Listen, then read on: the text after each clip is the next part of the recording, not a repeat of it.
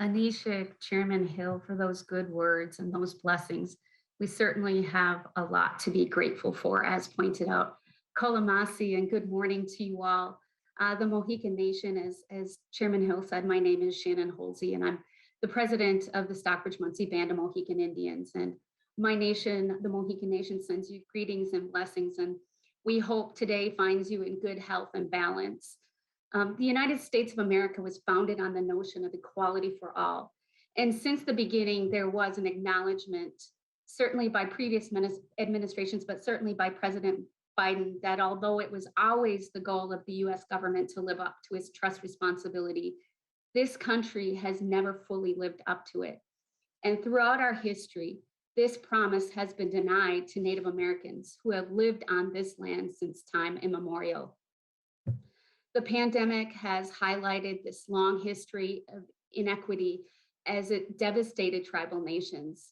Native Americans contracted the disease at 3.5 times the rate of white Americans. And in some states, they are dying at a rate of 5 times their population share.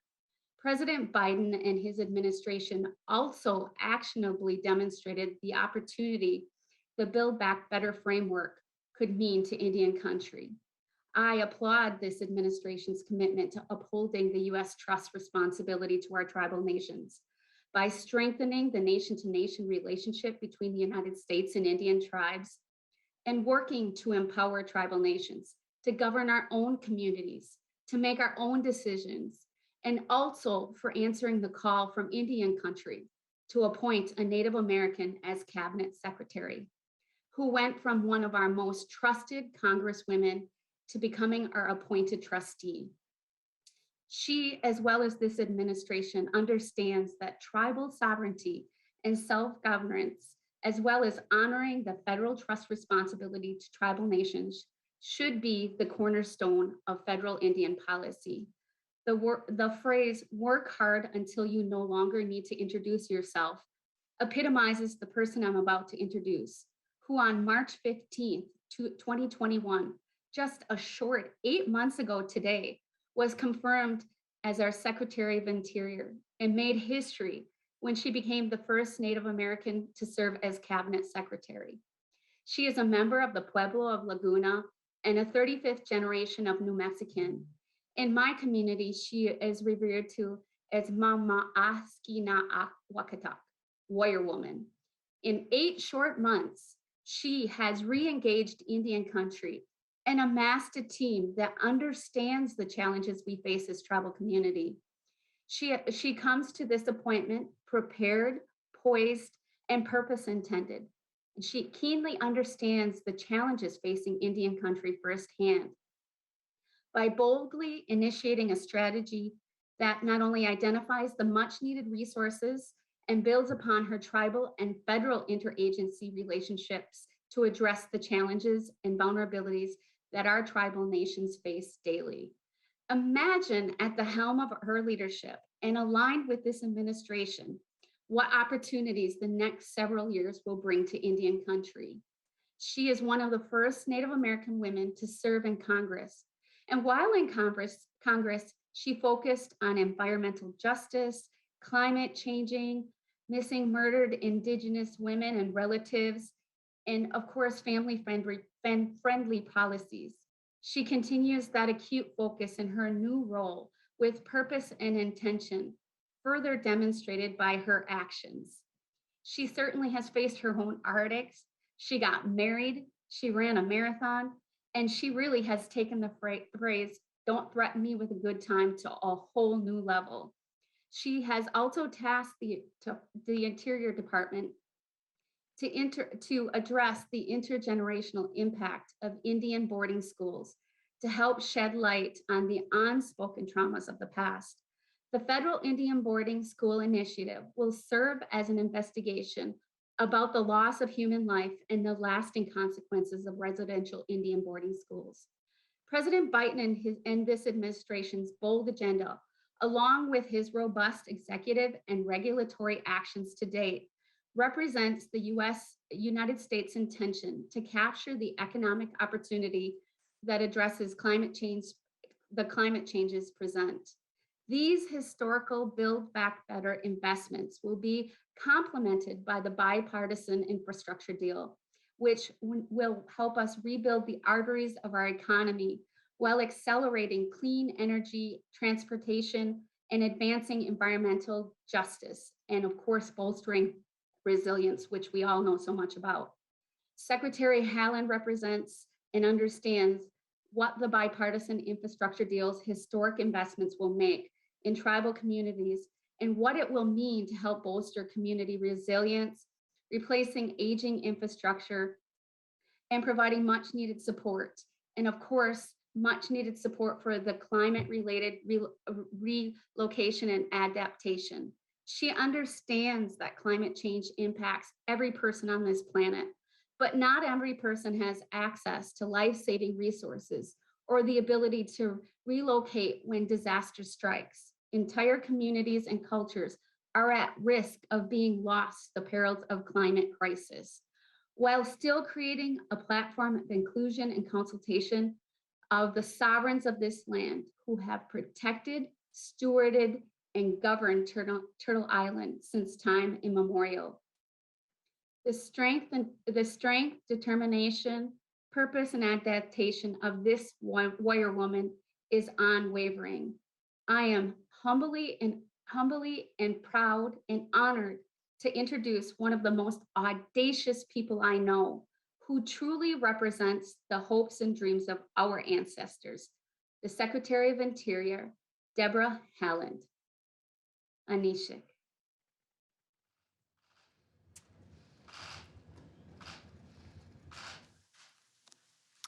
Thank you so much for that kind introduction, President Halsey, my dear friend. Your advocacy for Indian country and your commitment to your tribe are an incredible asset to our country, and I am inspired by your leadership. Thank you again. Guwatsi Halpa, greetings tribal leaders and esteemed guests. I'm honored to be here with you and with my colleagues and friends to welcome you all to the Biden-Harris administration's first White House Tribal Nations Summit. I'm sorry that we cannot be together in person, but I welcome the chance to speak with you today virtually. I pray that you and your communities are safe as we continue to weather this pandemic. The White House sits on the ancestral homelands of the Anacostan and Piscataway people. I hope that the ancestors are smiling down as we take the next few days to work together on the challenges and opportunities facing Indian country. The fact that I'm making these remarks in front of you today feels like a dream that was envisioned by the ancestors long before now. My story is not unlike many of yours. I grew up in a military family. I learned what it meant to be a Pueblo woman from my grandparents, my mother, and my Pueblo sisters in our community. I worked hard in school. I struggled. I raised a loving child. I embraced my identity as a descendant of boarding school survivors and advocated for my community by organizing Indigenous voters to increase our presence at the polls so that we would have a voice in our government's decisions. I knew even then that in spite of seemingly insurmountable odds, we are still here and we have a voice. A parade of voices from around the country, speaking to issues that have been spoken of for generations, but which so often have been mired by indifference. Our voices have been given a new platform, and I am just one of those who have taken this historic opportunity to move past the days of inaction and apathy, to take Native issues to the forefront of policy discussions, and to ensure tribal consultation is the accepted way of doing business in Indian country. In 2008, I made an unwavering commitment to the electoral process by working tirelessly to register voters and to get out the vote for President Obama and Vice President Biden. I remember distinctly when President Obama first gathered tribal leaders here in our nation's capital to work on the important issues facing their communities. That was in 2009, and it was a breath of fresh air to see our people have nation-to-nation conversations directly with cabinet secretaries, administrators, and representatives from across the federal government. It is with that same commitment to tribal nations that President Biden reconvenes this summit today for the first time since 2016. It is with that same commitment that President Biden appointed me as the first Native American cabinet secretary and more than 50 other Indigenous people in high-level positions throughout his administration. And we have prioritized a number of early actions to strengthen Indian country, including historic investments in tribal communities through the American Rescue Plan, our all-of-government approach to tribal consultation in which Native people are consulted before policies are developed, the unleashing of $1 billion in grants to increase access to broadband internet on tribal lands, and the billions of dollars that will begin to flow across Indian country thanks to the infrastructure bill that the President will sign into law today. This commitment also drives the work we do at the Department of the Interior, whether it's restoring tribal homelands and empowering tribes to make decisions for their communities, or putting the power of the federal government behind the work to address the missing and murdered Indigenous peoples crisis and the intensive process we are undertaking to heal from the terrible impacts that boarding schools have had on our communities. These things are possible because Joe Biden is our president. The last time I stood with the president, he permanently protected Bears Ears National Monument, and I can't tell you what that meant to me. I don't have to because I know from so many of you that it meant the same. President Biden came into office at a pivotal moment for our country. It was a moment in which a global pandemic, the economic uncertainty that stemmed from that public health emergency, the climate crisis, and the impacts of historic marginalization and racial injustice were all at our doorstep. This administration understood that all of these challenges are intertwined and must be addressed head-on. We also understand that we cannot address these challenges unless we partner with and honor our nation-to-nation relationship with tribes. You all are the keepers of our traditions, the defenders of our resources, and visionaries for our future. You and your communities harness Indigenous knowledge that we need to help guide our government and our environment, not just across budget years, but across generations. This administration understands that tribal leaders know your communities best and that the right solutions are created when tribes consistently have a seat at the table. This week will be the continuation of those important discussions. My colleagues and I have much progress to share, as well as announcements about the path ahead. But most importantly, we are here to listen and to learn.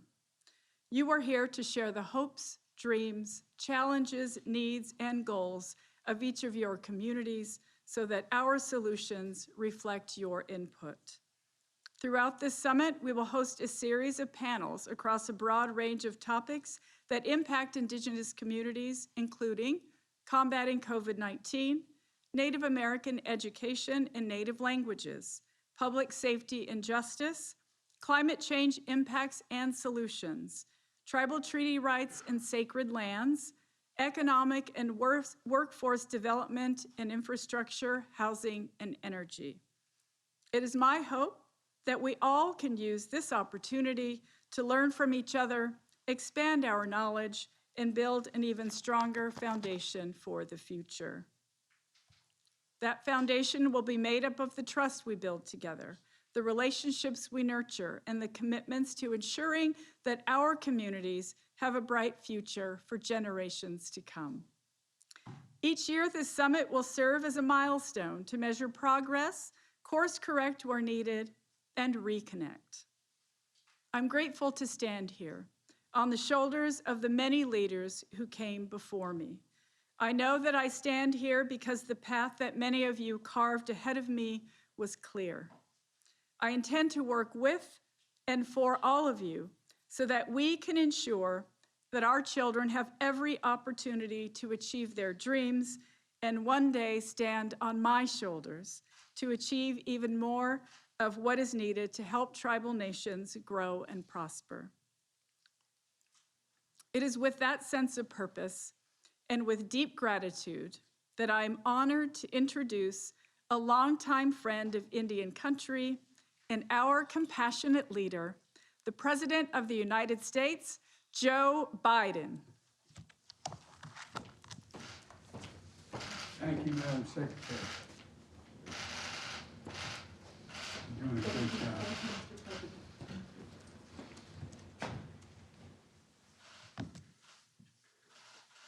I say to the press, excuse my back. Next time in Washington, okay?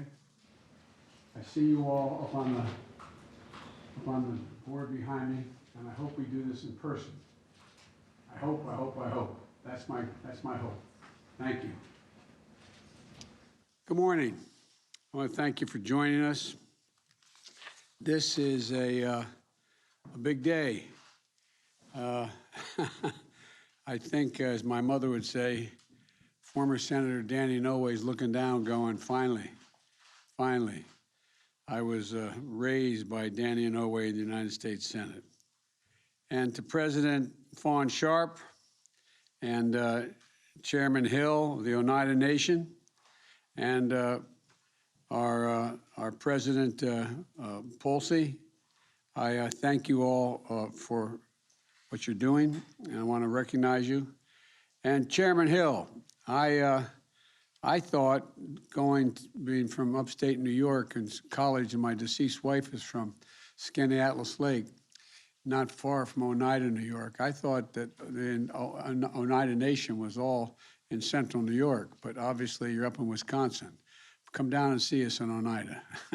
Anyway, I want to thank you, Madam Secretary, for your remarks, but I also want to thank you, Deb, for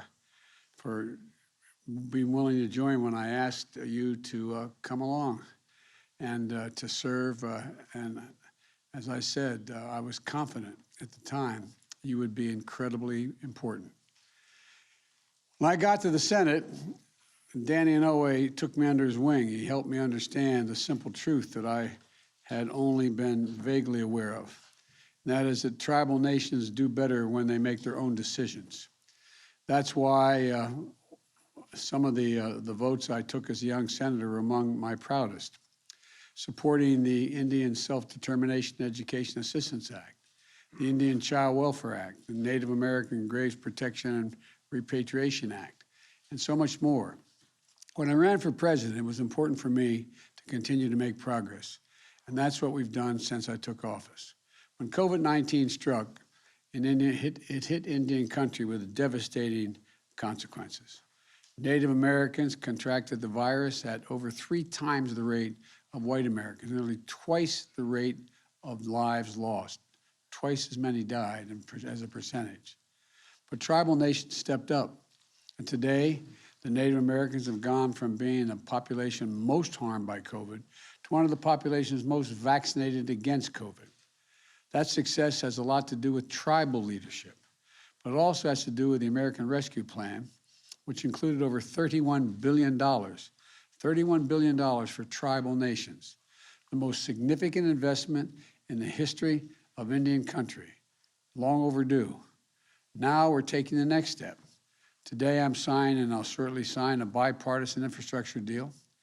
Everyone knows we're long overdue to make major investments in infrastructure, but nobody knows that better than Indian country.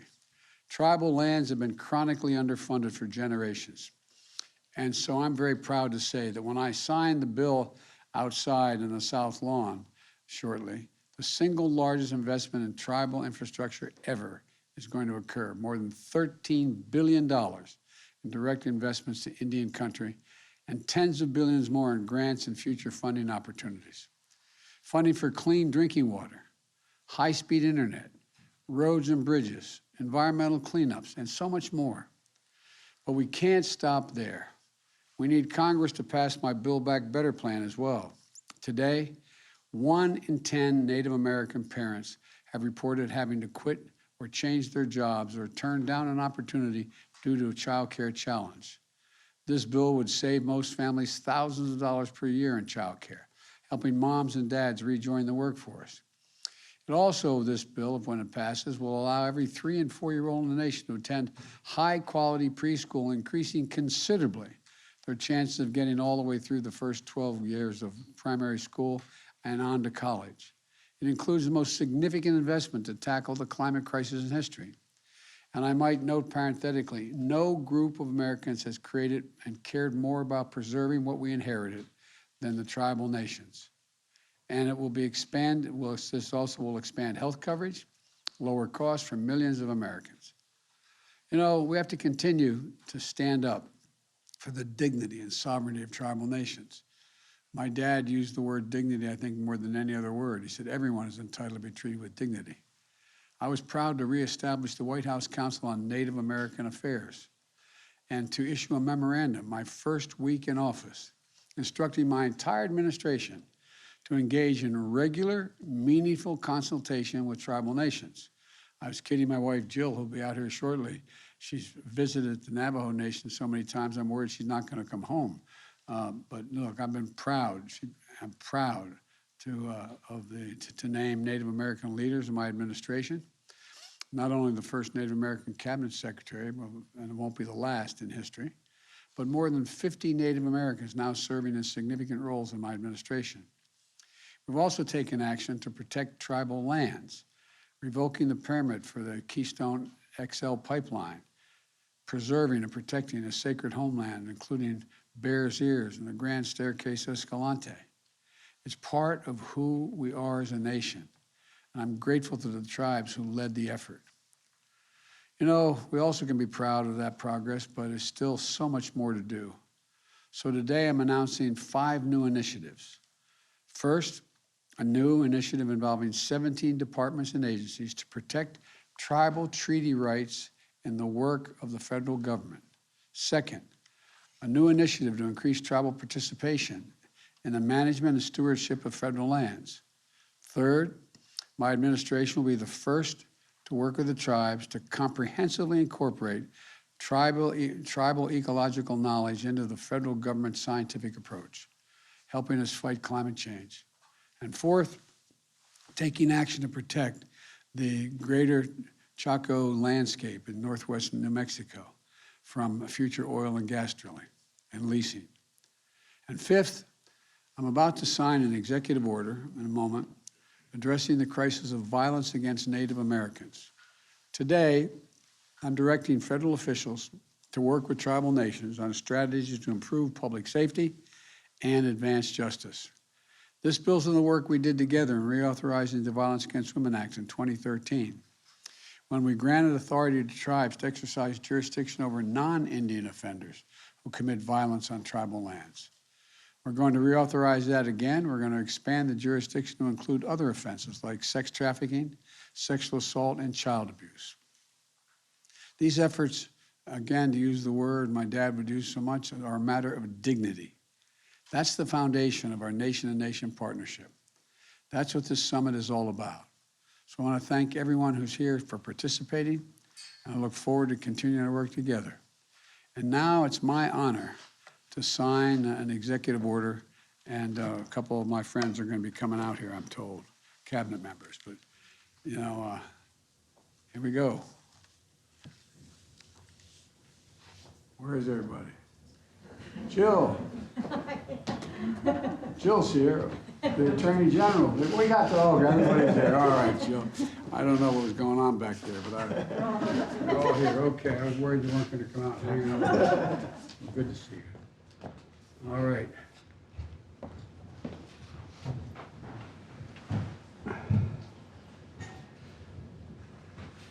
The title of this legislation is Improving Public Safety and Criminal Justice for Native Americans and Addressing the Crisis of Missing or Murdered Indigenous People.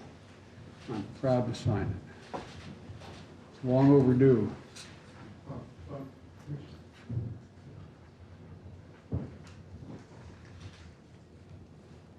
There you go, Madam Secretary.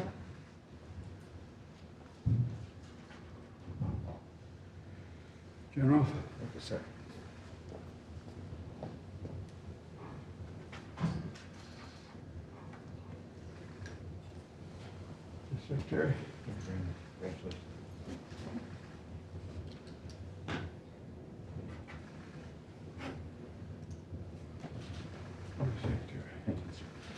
Thank you all so very much.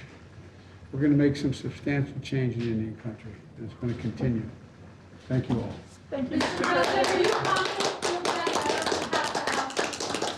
You ask me that all the time, and I give you the same answer. I've been confident since the day I stepped in office.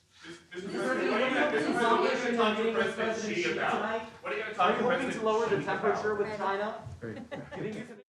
Nihit ani Joe Biden. Nina John Dashijine, Belagana Nishte, Anastasia Bashichin. Tikon and Tushia, Shinakot and the Tushia. Niki the living California, Dami. Ha. Dayatu Washte, Chante Washte Nape Chiusape. Marcella Chante Inza Emachiapi. Waniatu Mawi Gemina, Lakota na Shahi la Hemacha.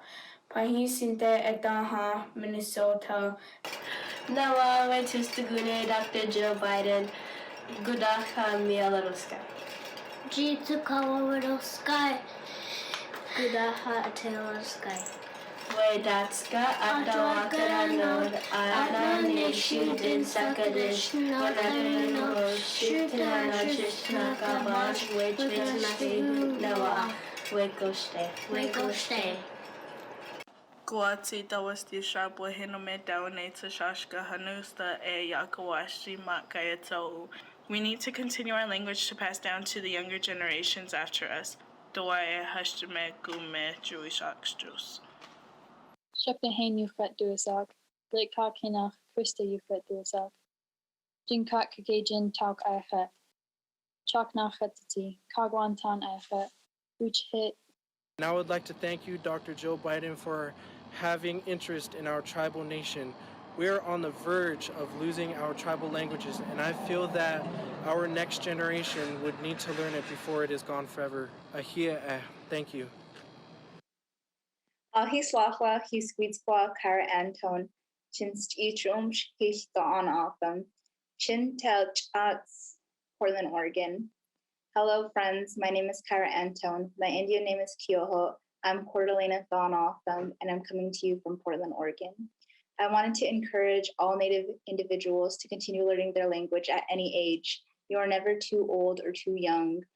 Your ancestors can hear you whenever you speak, even the slightest amount. I wanted to thank you for this space, and I hope that you continue to bring Native youth voices to the forefront. Be much. Bonjour, Asnoregi, Kandeja Khans, Makodo Dam, Shawakan Don Jaba, Nazaltun Mandan, Nishnabe Moen, and Wayang, Ne Kandan, Nishnabe Zitchagayan, Minwa, Nishnabe Kandaswan, Begishna Wewen Panzawag, Nishnaben Sag Naganin, Miguet Ogomakwe, Ge Bizendayan. Our native languages are an extension of our identities and culture as Native people. And when we preserve them and speak them proudly, we honor our ancestors. I'd like to thank First Lady Dr. Jill Biden for her recognition of and dedication to preserving Native languages all across the United States. Shanabasha, Mado, and thank you. I have his Wisway apples and Raymond Dutton. Ut Lem lunch. Language is important and it connects me to my Dutton. I'm proud to be Indigenous. Agute, she Malia Mosley Gonzet, Tendo Jage and Shli. Hi, I'm Malia Mosley, a member of the St. Carlos Apache tribe. Thank you, Dr. Jill Biden, for all you've done for our educational system. It's important to preserve our tribal languages because it's a part of who we are and it cannot be lost. Ahia, thank you. Gojo Dolet, may you be blessed.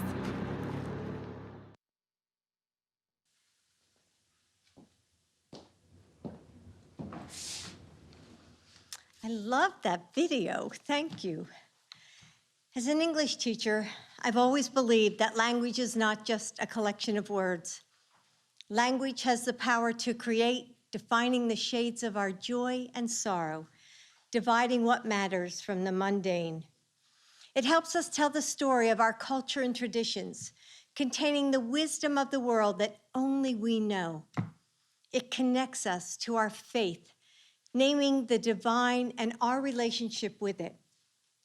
It's a thread weaving through the past, present, and future, the inheritance of our ancestors, and a gift we give to our children. The ability to speak our own truth in our own words is power. This year, I visited Navajo Nation, the Alaska Native Medical Center, and the Saginaw Chippewa Indian Tribe in Michigan. And at each visit, I had the chance to hear tribal members speak in their native languages.